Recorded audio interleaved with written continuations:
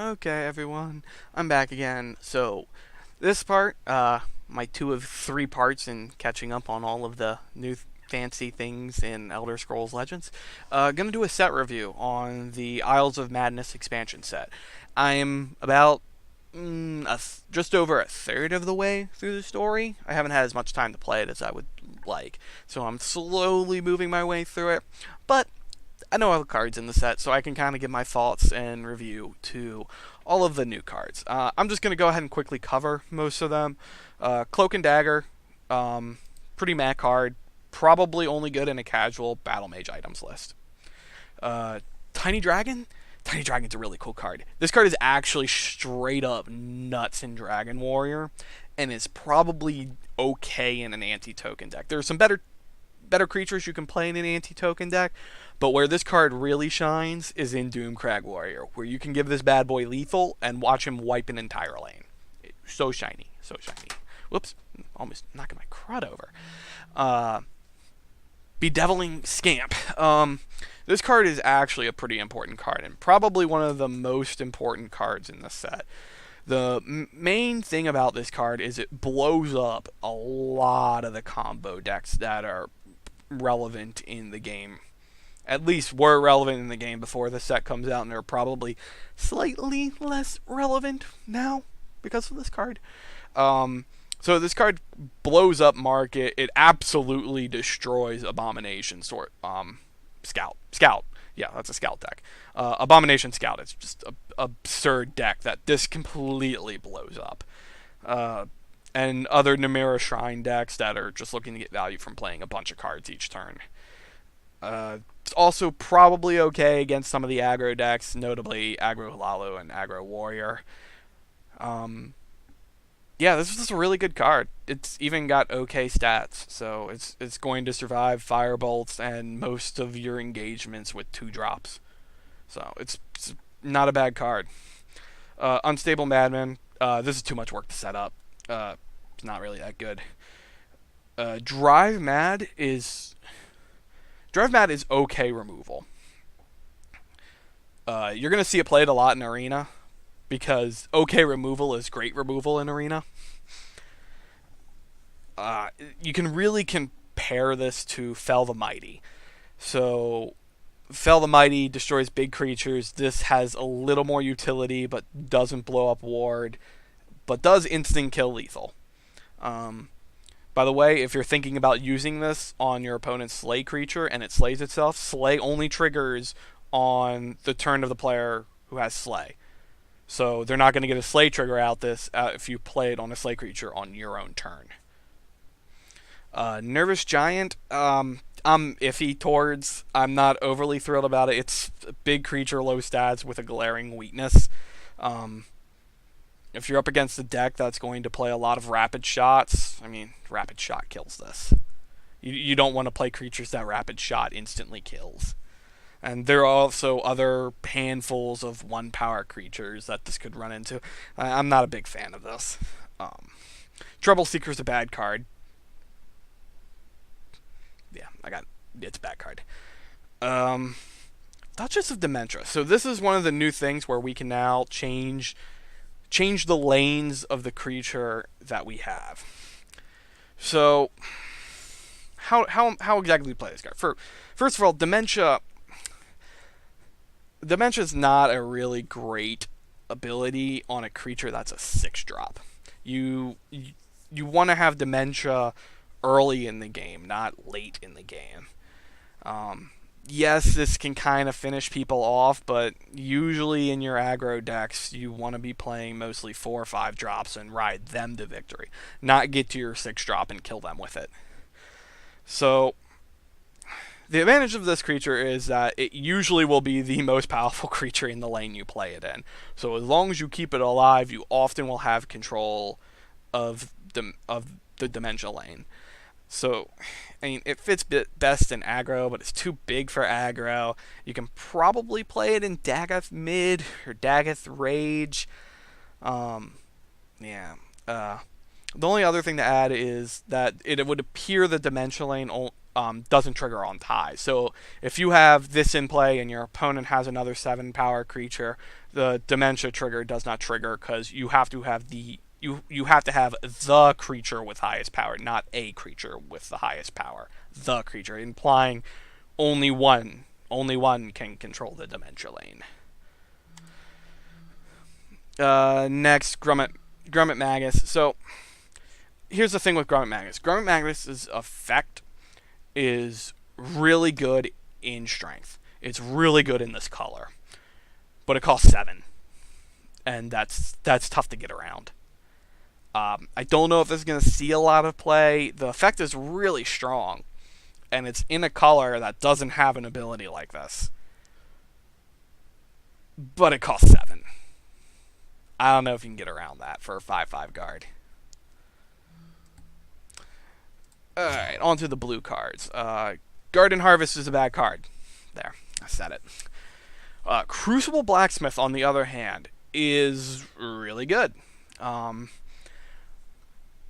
It's good in the decks that you're going to play it in. And for me, that would be Item Sorcerer. This can be played and instantly pull the card that you need, whatever tool that you need for your Item Sorcerer deck. Normally that's either a Dragon Priest Mask to start comboing off, or a Mace of Encumbrance to lock down your opponent's lane. This card's great. This card's great in Item Sorcerer. It's going to smooth out your combo so well. You're going to be able to pull out Maces of Encumbrance and shackle down all the things. You grab your Dragon Priest Mask, slam it down, and combo like crazy. This card's great. It'll fit perfectly in Item Sorcerer. Probably not as good in Item Battle Mage. As I like to call it, the casual Item Battle Mage, because that's just a casual deck. It's not good. It's just casual. It's fun to play. Random orc set's name I can't actually pronounce. So at first glance, I'm not really impressed with this card. It seems like it would be reasonable in Dagas until you realize that most of the cards you're playing are actually just big guys that are undercosted and not actually over 6 cost. Yeah. So where would I probably more likely to play this? Altar of Despair and decks that play Desperate Conjuring. Those are good ways to get up to 6 cost creatures, is to play Altar of Despair or Desperate Conjuring. The one thing that doesn't make this terrible is that it's a 2/3 for 2. Pretty much every 2/3 for 2 in this game gets played. That's a pretty standard stat line for playable cards. Pointy Wall of Spikes. That's a cool name for a card that does weird things. Manic Jack, Manic Mutation. So the thing to say about this card is that Keyword Sorcerer was a thing at one point in this game. I don't know if it's a thing, if you can make it a thing anymore, but if you can, I suppose this fits pretty nicely in it. It's not a terrible card, it's just not a great card. It would be nice if it wasn't a random keyword and it was like gets ward. Like if this said gets ward, this would actually be like straight up bonkers. But it's just random keywords, so you don't know what you're gonna get, and you can low roll that pretty hard. Icy Shambles. This card's not terrible. This card's actually pretty good. It's straight up bonkers in Arena, actually. And I know a lot of people try to build a Shackles deck. Yeah, sure. Play this in your Shackles deck. Shackle all the things. 4 Magicka for a 2/3 is a little rough to go for in your constructed environment. But in Arena, this is probably an insta-grab because it's going to lock out a creature or destroy a creature that you need gone. Gnarled Rootbender, meh. I don't think it's that great. 4 toughness makes it really hard to play. Transmogrify. So you can, Justin Larson is going to make a troll deck with this. So you can make basically a non-creature deck that only has 1 creature in it. that's maybe like, I don't know, Alduin. And then you can play Transmogrify on you play Scouts Report, and you can, or not Scouts Report, you can make a token creature and then play Transmogrify on it, and boom, you have an Alduin, and your opponent has to beat your Alduin. Now, if that's your way to win, I'm not sure how you win if they kill your Alduin. That's a little rough, but hey, you got an Alduin out on turn 6-7. Be proud. Seething flesh golem. Yeah, this is a little too expensive to be useful, in my opinion. If if this was lesser statted and lower cost with the same effect, you could probably make this work. Like if this was like a 2/4 for 5, maybe 4, yeah, you could make this work. But at 3/8 for 8, I'm not sure you can make this work. On to the yellow cards. Shining Saint. Shining Saint is an awesome card. Don't let anyone tell you different. This card is actually great. You can play Execute again, guys, in your yellow decks, because you have so many ways to effectively lower the power of your opponent's creature. Like, this is such a great tempo swing in the early game that I don't know what else to say. There are so many decks where this is going to be a problem, because you can play it, you can use the ring out your 2-drop. They put out a 2-drop to contest it. You play Shining Saint to lower its power and take it out with your 2-drop. I mean, just think about this against Fighters Guild Recruit on turn 2. If you're against a yellow deck, you no longer... Fighters Guild Recruit's just a bad card now against yellow decks, because they're going to be running this, they're going to be running Executes. It's just... This is a really good card. Not to mention, this little bonus effect of it losing cover. That's just mean. Trying to protect something in the shadow lane, and this comes down and just life. Yeah, so this is a good card. I think we're going to see quite a bit of it in the future.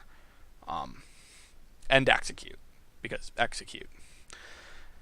Golden Initiate, decent card. I say that because it flips the table on aggro decks. Your opponent attacks you, breaks a rune, you Prophecy down a 3/3 with Drain. Then you attack that, kill the creature, this still lives, you gain 3 life, and this card just kind of becomes really annoying against decks that are trying to kill you on turn 5.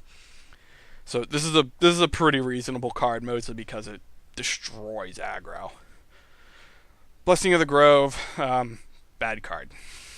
Fortress Guard, meh card. I could see where this would be useful, but 3/4 for 4 and get rid of card advantage to get another creature, I'm not sold. Spawn Mother plus Balliwag, bad card. Yeah, this is a pretty bad card, actually. Like this Spawn Mother only gets power and only gets +1 for each other creature. Like, it's not giving all your other creatures +1/+1. It's giving itself +1 for each other friendly creature.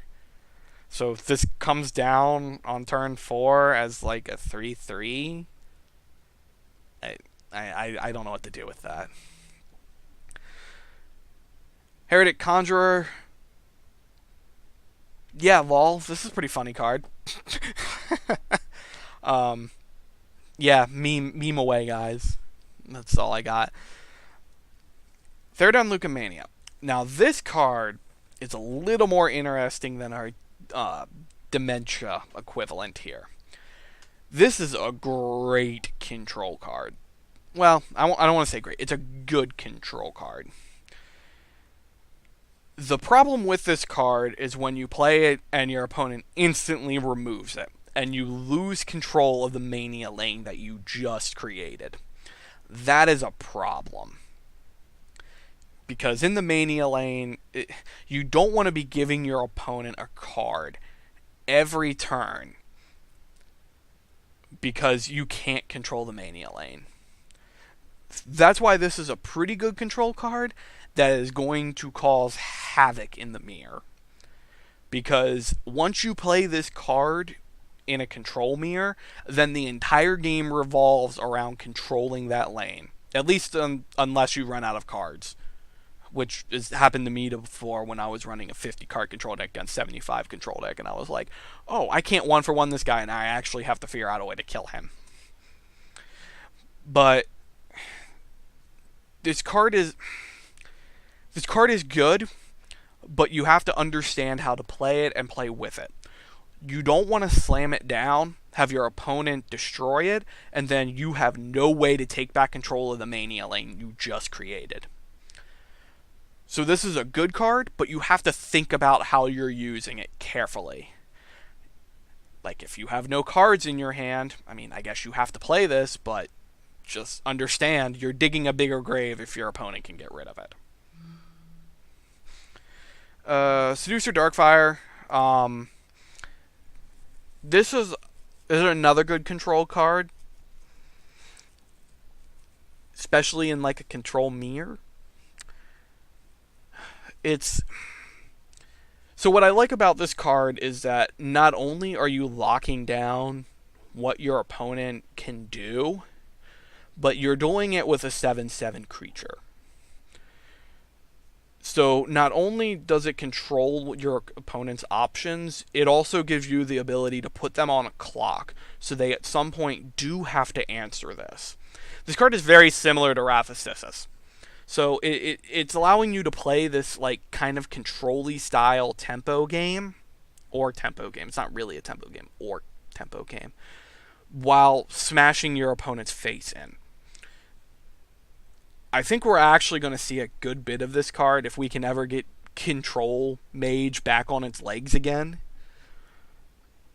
Mostly because this has potential to destroy people while playing a control game, which is something that control decks utterly lack. Control decks seem to in this game only have one finisher, whereas I'm of the opinion if you're playing control deck, you need to have multiple ways to destroy your opponent, because if you're in the mirror, they're just going to wait for you to play your one win condition and blow it out. So I really do like this card, and I think we're going to see a good bit of it in the game. So just kind of be aware that this exists, and that this could be a way that a lot of the control decks morph towards, in being, we're going to prevent you from doing things while we beat your face in. And the last card is Brother Commander. Okay, so here's the thing. This card costs 8. That's a lot. That's really expensive. But this puts down a lot of bodies. And I actually took some time, and we'll go ahead and do this now. And I went through all of the 3 drops in yellow. Creature? Does that work? Okay. Your 3 drops in yellow are actually pretty nutty.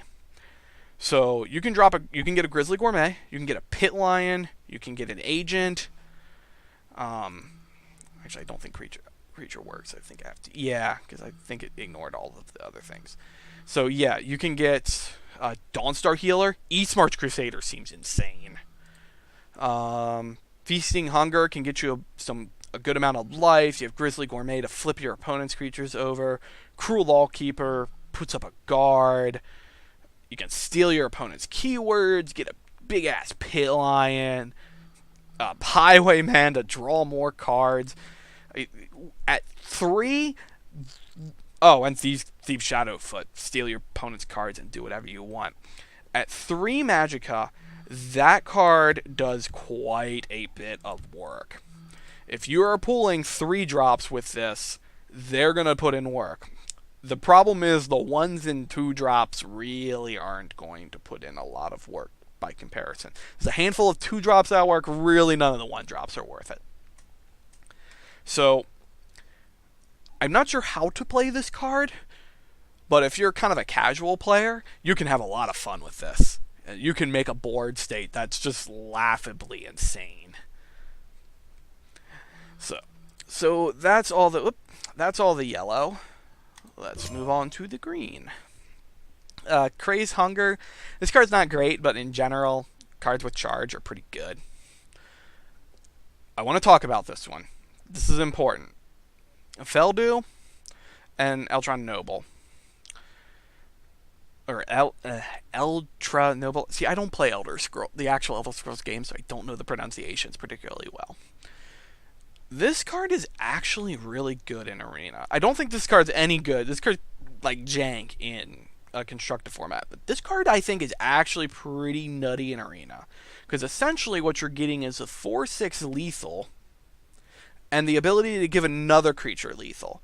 So you can have one of your creatures that can't trade, and this is going to kill something and kill something else too while it's at it. Because almost nothing's going to kill this at 6 power, at 6 toughness.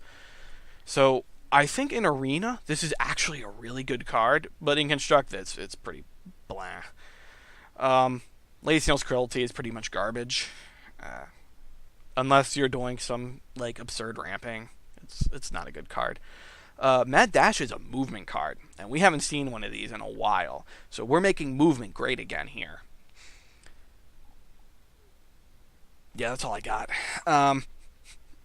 This moves things, makes things bigger. Like, movement was always kind of annoying to deal with, but most of the movement decks kind of died out because they kept nerfing all of the creatures that were moving things. But, this isn't a terrible card if you're playing a movement deck. Nothing wrong with it. I don't know how else you play it, though. Cyril? Yeah, we'll just go with that. I don't think this card's very good. The problem with it is that you don't draw the card, and how valuable this pilfer effect is going to be dependent on how high you roll. Like, you really need to high roll something in order for this pilfer effect to probably be useful. It has its advantages. One is that you can play it in an aggro deck, and it's likely whatever card you draw, you'll be able to play it and another card in an aggro deck, but it's not giving you more resources, it's just allowing you to empty your hand faster. So it's not that good. You can use it, but I feel like this card would have been infinitely better if we were drawing the card. Like, instead, this was a Pilfer Thieves Guild recruit effect, where you hit the player, you draw a card, and it has -1 to its cost. That's just kind of my thought. Otherwise, you can play this in aggro to be able to drop multiple cards on a turn, but that's about all I've got for this. It doesn't increase your card advantage. It just increases your ability to play cards to the board to affect the board state. Eager Torturer, not that good. I don't even think this is good in Altar of Despair. Like, I don't think I'd play this in Altar of Despair.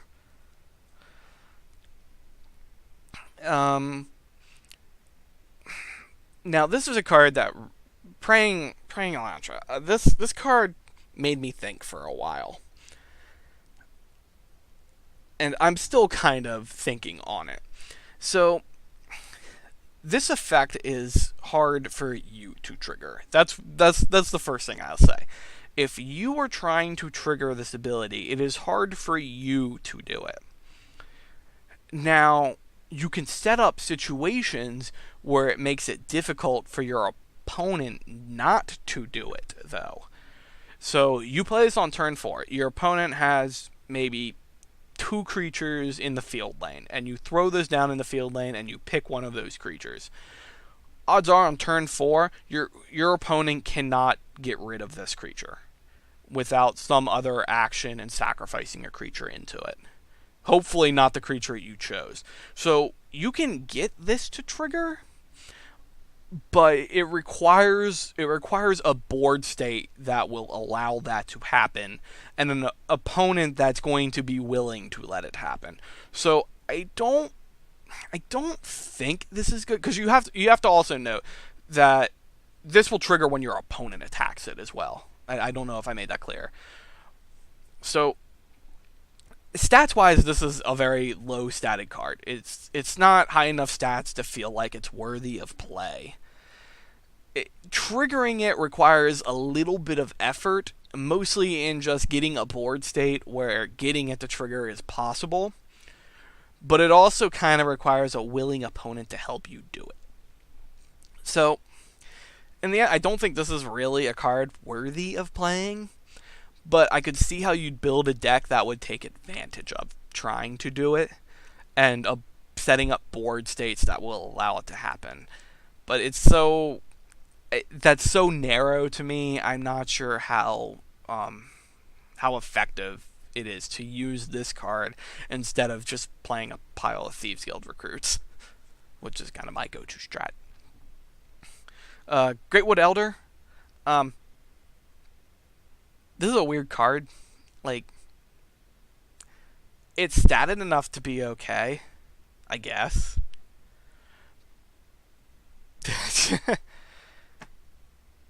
where this card I think is interesting to think about is on your first turn. If you have the ring, that means you can play a 3-drop on turn 1. Or if you're on the play, you can play a Mournhold Trader to turn 1. I don't know how good that is. I don't know what kind of deck is actively trying to do that. I I just don't know. I'm not really sure on this card. It's just kind of weird. Magic had cards that did similar effects, and most of those never really saw play. Um,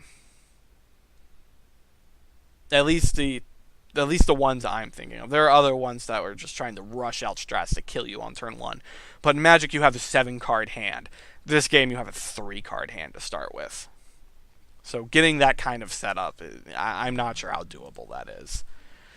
Hawking Scallon, he's a big boy. I'm probably going to continue to play Tazcad. Alright, on to the purple boys. Skinned Hound, I mean, that's not terrible. That's a 2-3 guard. Or give something else enough toughness to survive, and it has guard. It's not bad. Squish the Wimpy, besides being an awesome card name, this is a perfectly reasonable card to play in aggro and Orc Warrior. There's nothing wrong with it. Or if you have a bunch of lethal creatures, this is... Well, it's not as great in lethal creatures. But in aggro Warrior, Orc Warrior, this is a pretty good card. Because most of your creatures are going to be bigger than their creatures. And they're just relying on running you out of cards and trying to be more efficient. You're trying to be more efficient in stats, and they're trying to be more efficient in cards. So when you can use Squish the Wimpy to get rid of a card and still have a creature in play, it's working out pretty well for you, I think. Wake the Dead. I did the legwork.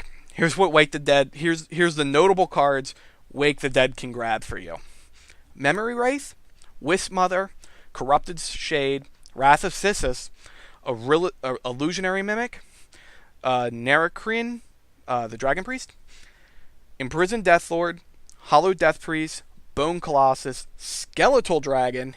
Yes, it does get Skeletal Dragon, because Skeletal Dragon is also a skeleton. And Mordecai the Deathless. Clearly, the most useful cards you can pull off of this are Bone Colossus and Skeletal Dragon. There are obviously other cards that you can get off this, but those are the ones that instantly come to my head. So if you're trying to make your combo Illusionary Mimic or Wisp Mother deck, I guess you can play this. It might be okay with Wrath of Sisyphus if you're actually looking to hit Wrath of Sisyphus on curve. But otherwise, it's probably most useful if you're going to use it to grab a Bone Colossus, or use it to build some sort of absurd toolbox deck where you need to find your Memory Wraith, you need to find your Hollow Death Priest, you need to find your Bone Colossus, or you need to find your Mordecai the Deathless. So, could you build a Spirit Skeleton deck? Maybe. It'd be probably the weirdest toolbox deck I have ever seen. I have no idea how to pronounce this name's Incursion. So I thought about this card, and I actually don't think this card is that bad. Mostly because you can use it to get the Ice Storm, like, turn ASAP. Not turn 4, turn ASAP. That's what I'm calling it. You can all, and if your opponent is really bad, I'm sorry, talking too much. I have a cough. I'm gonna grab my drink here. I need another sip. All right. Back to what I was saying about this card. Oh, and if your opponent is really bad, you can use it to bait them. So you can play it, and then your opponent dumps their hand, and then you Ice Storm. That's what bad people are going to do when you play this card. So, if you want to bait some noobs, this is a good card to play, because you can Ice Storm away their entire hand, because they played their entire hand, because they're dumb. Exavera Atronarch. So we got another Atronarch here. And meh. Meh. Meh. So, Balorog Tide Crawlers and Smoked Balorog Leg. This card's actually pretty good. And allow me to explain why this card is actually pretty good. This is a 2/6 guard for 4. This is something that has 6 toughness, actually has power, and costs 4 magicka. So you can slam this down and watch your opponent spend 2 turns trying to kill it. Or you can watch them spend 1 turn trying to kill it, heal it up with its leg, lol, and then watch them spend another turn trying to kill it. I don't know if that's good enough to be playable in your standard constructed deck. It's good against aggro, but that kind of strategy I don't think is really going to be good against anything else. But in Arena, that kind of strategy is actually kind of just nutty. You're just locking down a lane for 3 turns with this dumb 2/6 for 4. So yeah, I would think to take this card in Arena quite a bit, and I think it'd be fine. I think it'd be fine. Next, Knight of Order. Not high on. It doesn't stop your face from getting beat in. That's why I'm not high on it. Most of our silence effects we get off creatures that are bigger and single targeted. So, Shadowfen Priest, we're just going to hit the card that we want to hit and still have a 4/4 in play. While this does hit a full lane, it's rare that you actually want to hit a full lane. You are usually looking to target out a single creature that's ability is problematic to you. So yeah, not overly high on this card. Next up, the Gatekeeper. This card is awesome. This is probably one of the most important cards printed in this set. Gives you complete control of a lane, is well statted 6/6 for 5, and has guard. And opponent can only attack it with 1 creature per turn. This completely locks down lanes. Completely locks down lanes. We don't have a lot of cards in this game that lock down lanes as well as this card. Aggro just stares at this. Aggro has to sacrifice 3 creatures into it across 3 turns. I don't know what else. This card is great. And you're going to probably see it in pretty much every strength deck in the game. Because it fits well in, I'd say, about 90% of strength decks. Mostly because strength decks don't want to get overwhelmed by tiny-ass creatures. I mean, not strength decks, endurance decks. It's like the same thing to me, endurance and strength. But yeah, this card is actually just great, and you're going to see a lot of it in the future. Dark Seducer.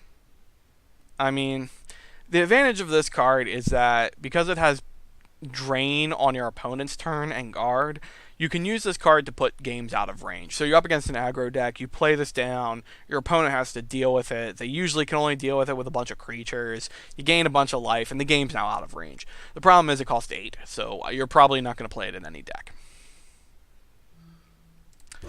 On to our nice shiny dual card. Tavia the Knight and Ravat the Mage. Ravak the Mage. I'm gonna never get names right on this damn game. Um, so individually, both of these cards are slightly higher cost than I'd be willing to pay for their ability and their stats. But when they're combined into a single card, I mean they're reasonable to play. I'm just not really quite sure how to play them because it's not like they fit in an aggro deck taking a four drop slot and a 5-drop slot. Mage doesn't really fit in an aggro deck. Knight kind of does. Control deck, I guess it kind of is okay-ish in a control deck. But where I do know I would play this is Altar of Despair, because you can get both of these down in a single turn on Altar of Despair when you hit 4-drop or 5-drop. And Altar of Despair will put both of these into play for you. I think mostly you're going to play these in your mid-range or your control decks to help slow down some of the aggro, because Brevet the Mage will prevent you from taking damage. He has wards, so he can often take out another creature and then attack again before dying. The Knight locks down a lane and can prevent some of your weaker creatures from being attacked, so you can more efficiently trade with them. So I can see this getting play in your mid-range and control decks, but probably doesn't fit in aggro, and I'm going to play it all day in Altar of Despair. All day, all day, all day. On to our colorless cards. Ring of Lordship. So I'm going to point out, this card might say that this is clearly a tribal card that we're going to play in tribal decks. What it doesn't tell you is that this is actually a combo card that we're playing in combo decks. We're going to play this in decks that are trying to combo off on you, where we can play cards that are cheap, draw cards. If you see this card in play, it's going to be in a combo deck, and look for it to get play in combo decks. Don't look for it to get play in tribal decks. Doomfang Ally. Doomfang Ally, it really depends on what colors you're running. So the highest value of all these abilities is blue, Ward, where 3/3 for 3 with Ward is pretty darn good. 3/3 Ward Lethal, also pretty good. The rest of these are kind of meh. So you can play him in a Ward deck that's very heavy on blue, and I think he's fine. Otherwise, I think he's kind of meh. Also, you can low roll him into having another Doomfang Ally in your deck and get nothing because Doomfang Ally is colorless. Fork of Horripilation.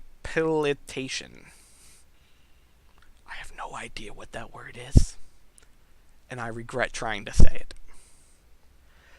So this is apparently an actual weapon from the game that weakens you but gives you some crazy ability when you kill creatures with it. So in this case, this makes your creature weaker, but if you're able to destroy the creature, then you sacrifice the fork and you draw 3 cards. Drawing 3 cards is good. The problem is setting this up is hard. Gates of Madness, yeah, we're going to change your entire deck and give everything +1/+1, and lower it's called. This is a meme deck, guys. Go meme hard, my dudes. Ghost Fanatic. Ghost Fanatic got a lot of talk as to being probably one of the best creatures ever. I think it's a little overrated. If you're playing a 3/3 for 2, that's perfectly fair. It's also only going to see play in aggro decks. So you play this in your aggro deck, you trade out your creature, you play 3/3 for 2, and you're happy. That's not great, it's good. Work with it as it is. Manic Grumman, Demented Grumman, meh. Dawnfang. Dawnfang is super interesting to me. I like Dawnfang because I love my Magic the Gathering, Swords of Fire and Ice, Sword of Light and Shadow, Sword of War and Peace. Those things are fun. They just do all sorts of things that make people very unhappy. Now, the biggest issue with Dawnfang and Duskfang is that they cost 4. If they cost 3, this card would be awesome. But they cost 4. But in return, you get quite a bit of utility here. So, on some turns, you can have Dawnfang if you need to gain life.